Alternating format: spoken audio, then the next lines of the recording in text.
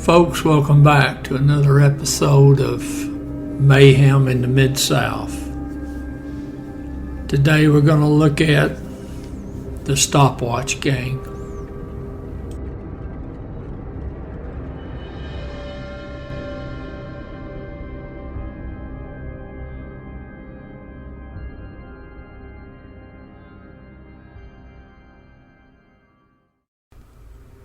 If you've ever watched the movies The Town, Point Break, or Heat, and you liked them, then you'll probably enjoy this story today, because all three of those movies, action movies, all used elements of the Stopwatch gang. Now, the gang, who is also known as the Presidential Robbers, over a period of about 20 years, took about $15 million thereabouts from banks and department stores, airports, all across Canada and the U.S. And as their moniker implies, they did actually use a stopwatch during their robberies to ensure that they didn't stay in the banks too long. Now, the one thing you can say about these robbers is of these 140 or so robberies they committed, they never physically harmed a single person. No civilians, no bank employees, no security guards, no police. And I say physically harmed. Now, there's aspects to robberies, it's the mental side, and there's many a robbery victims, and they never quite recover from the fear of surviving a bank robbery or just a robbery in general. So if you had to give any kudos at all to these bad men, it would be that at least they didn't use violence, only the threat of, if you can consider that a positive. Now, the reason this episode's been featured on Mayhem is because when it's all said and done, the very last of the members is going to meet his downfall in the little city of South Haven, Mississippi. A man featured on America's Most Wanted and other crime-solving shows, who was virtually, maybe not uncatchable, but certainly uncontrollable, met his match in that little police department, who in the long run proved they were more than a match for the Stopwatch gang. Now, obviously, I'm not going to even attempt to cover the number of robberies they committed. So we're going to highlight just a few of them. They're bigger ones, and they had a bunch of big robberies. Now, the presidential mask that they would wear, that was not all the time, but that was one of their many disguises that they used when they hit banks or hit department stores. The stopwatch was a given, the presidential mask here and there. And just to briefly go over the typical MO for the gang, they would scout the place they were going to hit And if it was a bank, which most of their robberies occurred in banks, one or two of the robbers would go to the bank and open up accounts. And they would frequently go in the bank and make deposits or withdrawals. They would chat with the tellers. And obviously having the accounts there justified them actually being in the bank so they could scout the bank. And they wanted to pick up on where the guards stood, where the guards were at different times of the day, when the manager was at his desk, when the manager wasn't at his desk, when the vault doors were open. And they would even rent a safety deposit box so they had an opportunity to actually be in the vault or close to it. They would even go in with, say, 10s and 20s and ask the teller to exchange that for $100 bills because they wanted to see where the larger bills were kept. Did they have these larger bills at the actual teller's window, or did they have to go to another room to get them? And that told them where the big bills were at. Now, after they'd done this for a month or so, 2 months, the robbers would actually physically leave town and go somewhere else and hang out. And they wouldn't get anywhere around that bank for at least a month. And the reason they did this is because they had learned that the FBI and other police organizations, first thing they would do is pull the tape of the robbery, the day of and then the days previous to the robbery, to see if they could spot the robbers inside the bank casing the place. Now, they'd come back into town a few days before they were going to hit the business. They'd get them a stolen car, and then they would swap out the plates on the stolen car with a set of plates from a car of a similar model that didn't show to be stolen. They would get them a place to hang out, an apartment or whatever, their little hideout. They'd get fake identification, they'd get guns, disguises, and they mapped out the area around the bank or business they were going to hit. Now, once they committed the robbery, it was 2 men inside and 1 in the getaway car. And when they left, they drove a predetermined route. They always liked to pick places close to a freeway so they could get onto the freeway in a hurry and then get back off. They would then drop that stolen car and then they would get into the second car. Now, once they made the switch to different cars, typically one of the robbers, who generally wore a jogging outfit under his robbery clothes, would just take off jogging away from the drop-off point of the cars. One of them would take the second car, the money, and all the articles used in the robbery and drive back to wherever their hideout was. And then the third robber, he generally walked to the nearest bus stop and caught a bus. Now, their first robbery that I'm going to mention was at the time the largest gold heist in the history of Canada. It's 1974, Ottawa Airport. The gang had found out through inside information that gold bars were regularly being shipped through Ottawa Airport. Now, this gold was on its way from Red Lake Gold Mines, that's in northwestern Ontario, to the Royal Canadian Mint. Now, this gold was kept in a cage in the Air Canada freight terminal. Now, all it had on it was a small padlock and 1 guard. So on the night of the robbery, April 17, 1974, the phone rings inside the warehouse where the gold's at. It's about 11:14 p.m.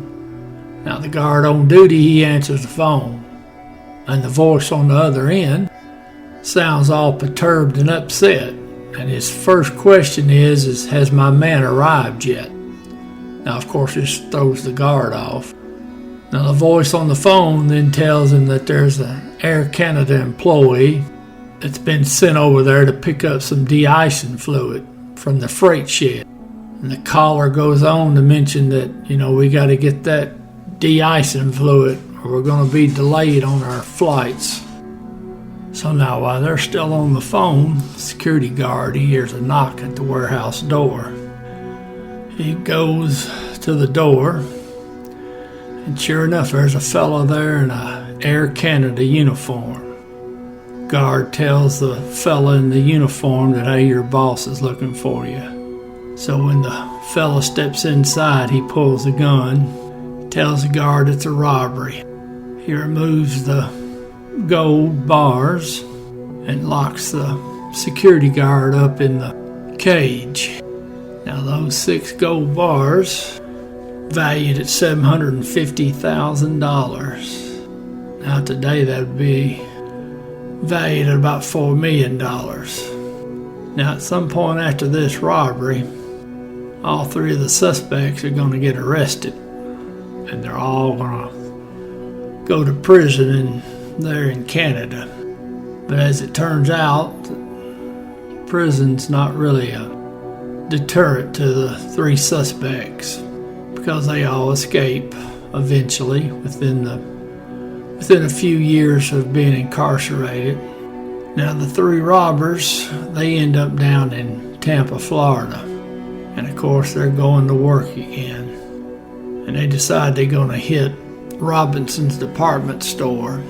Now this is in the late 70s, and of course they're going to do their scouting, and they had noticed that the employees on the 2nd floor at the cashier's office, that each week when the Brinks guard was going to show up to collect the money, they would pull the bags of money out of the vault and put them in a little side office there by the cashier's windows.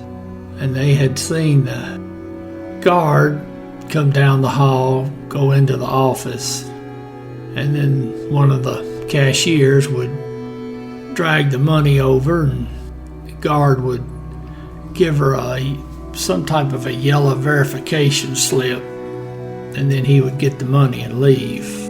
So now the crafty suspects, they got them a uniform as close as they could to what a Brinks uniform looked like, and 2 of them went upstairs, one of them in the Brinks uniform and the other suspect was posing as a customer. Now the only thing that he didn't have was that yellow piece of paper, that slip. Now that's when he was going to have to go to robbery mode then. So the 2 went in there at separate times, and as soon as the clerk pulls the money over there waiting on that yellow verification slip, he pulls a gun and says it's a robbery. So they get the money, they go to the elevators, no one's been hurt. So they get down on the ground floor, carry the money through the women's department, out the back door into the car, and they drive off. Now that robbery netted them several $1,000s. They made a successful getaway, and they decided it was time to move on. Now their next stop, they go out to the West Coast, and they're in the San Diego area. So it's September 23rd, 1980, and the gang has been casing the Bank of America branch that's located at 912 Garnett Avenue, and they're going to hit it when the armored truck is going to arrive at the bank to make a pickup, because they had noticed that when the armored car is getting ready to get there, the bags of money are no longer behind the locked vault. So it's their typical setup. They got the driver outside in the car, 2 of them are inside in disguises. Now they actually sat in the bank for quite a long period of time, because on this particular day the Loomis truck is late getting there, in fact 28 minutes behind, and the 2 of them are at different parts of the bank waiting. Well, they see the guard come in. He goes over and he gets the money, and he's wheeling it out. Now, it's interesting that before they actually started the robbery, the one suspect who gives the hand signals and runs the inside of the bank, he's watching the guard pick up bags and carrying them out. Well, he notices the way the bags are sagging, that those first bags are nothing but change, quarters or whatnot. Well, he doesn't want to hit a bag and have nothing but change in it. So they wait until the guard picks up some bags and it looks like it's cash inside of it and not coin. And in fact, it's not until the third trip that the guard picks up what looks like cash bags and not change that he loads onto the cart. Now, when the guard gets halfway to the door from the vault, that's when they move. They stick a pistol on him and they tell him it's a robbery and don't be a hero or we're going to kill you. The guard would later tell the FBI that the guys seemed very calm and professional. He said they were almost polite. So they disarm the guard, get everybody to lay on the floor. They each pick up one of the bags of cash and they walk out of the bank. Now, at that time, that was the largest bank robbery in the history of San Diego. Broad daylight, and they walked out with $283,000. Now, that's pretty good. You're talking about 1980. That's when a dollar was worth just a little bit more than it is today. So that's a good haul there. Now, they had a little oopsie in their operation. The discarded money bags from that San Diego bank robbery, they were found in a dumpster by an elderly couple that was rummaging through the dumpster looking for aluminum can. Now, from those money bags, they got a partial fingerprint, and that fingerprint was from one of the robbers. And then through the evidence recovered there and from an informant that the FBI had, they were able to track the suspects to Arizona. Now, all three of the suspects are in the Sedona, Arizona area. Two of them are staying in the same cabin, which is right near the Slide Rock State Park. And that's in the Oak Creek Canyon there. Now, the third robber, he's down the street. He's not in the same cabin complex that they are. He's got a place a little further away. So the police hit the cabin, lock up the two suspects, but they don't get the third one because he's out of town and he stays out of town. Now, it's interesting, this lone suspect, he continued to commit robberies, Florida, Arkansas, and he heads back towards Arizona and he gets caught. But now he don't stay caught long because he escapes from the prison there in Arizona. And he does it in broad daylight, going through the air vents, getting out in the utility room and just basically walking right out of the prison. He actually flees the country and goes to the Philippines. Now, he lives in the Philippines. He gets married, has a child, and he's there until about 1994, thereabouts, late 1993. And on America's Most Wanted, they had featured him again. Now, some of his neighbors in the Philippines recognized him. FBI gets notified. Time the local police and the feds get there, our boy's already gone back into the U.S. Now, this lone suspect, the last remaining member of the Stopwatch gang, he rolls into South Haven, Mississippi there, right there at the state line to Tennessee and the city of Memphis. And he's going to hit the Deposit Guarantee National Bank there. That's on Getwell. Now, at the time he's going to do this robbery, there's 9 banks in South Haven. Now, later on, he would say that this bank was going to be easy. He said it's going to be so easy his sister could have robbed it. Now, he's going to use a trick that they had used before, and that is you make a bogus call to the police and have them going somewhere else in town to draw them away from the bank you want to hit. Now, he kind of overdid it, I think. He gets on a payphone first and he calls the local hospital, and I'm pretty sure that's probably the Methodist hospital there in South Haven. Well, anyways, he calls there and he tells them there's some people that were kidnapped and they're in the trunk of a green car in your parking lot. Now, that hospital's on the other end of the city, obviously, and he figures the hospital's going to call and get the police to make that scene. Now, he adds that the people in the trunk, they may be dead already.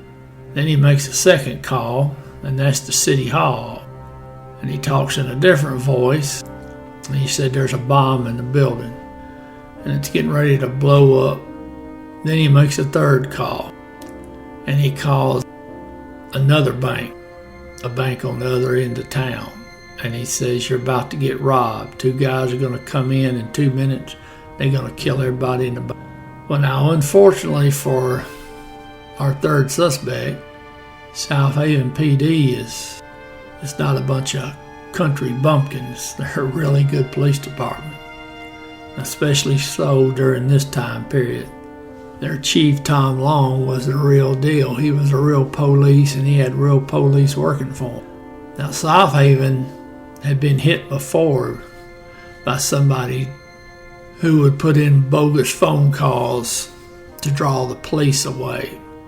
Now, it didn't work when that fella had tried it, and it wasn't going to work this time.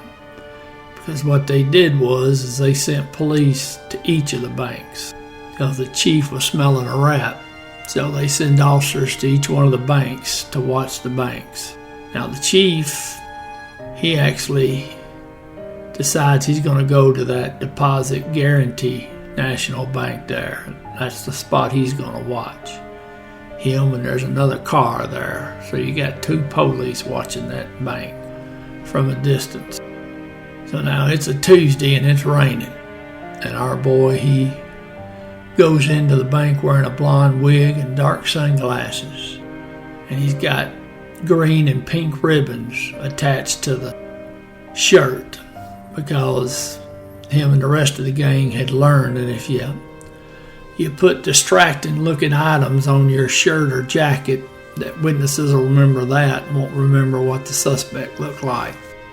So now he hits it right after the lunchtime crowd has left the bank, and he goes in with a pistol and a fake bomb and a green shaving kit.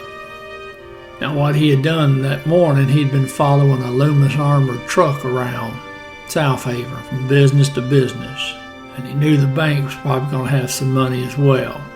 So now he goes into the bank, takes his green turtleneck and pulls it over the bottom part of his face, and he gets the money they've got in the vault. It's about $100,000. So he goes into the vault, stuffs his blue duffel bag with money, and he heads out. And he walks out of the bank. Before he leaves out the doors, he takes that green shaving kit and he puts it in the middle of the lobby, and he tells everybody this is a bomb. Says no one better move or the bomb will go off if you try to run to the doors. So he walks out, and he was in there less than 90 seconds. He even had his stopwatch with him. Now, he was in an old Ford LTD, and he starts backing out. And when he does, he gets rammed. Chief Long rams him, and that other officer, his car rams him. They hit him from 2 sides, the back and the side. And of course, the collision causes him to go bouncing across the seat. And when he raises back up, he's got the police with pistols at the windows. And he's caught, and he goes to prison. So the Stopwatch gang in prison and basically stayed in prison. But I'm proud to say that the last of the 3 met his demise at the hands of the little police department there in Mississippi.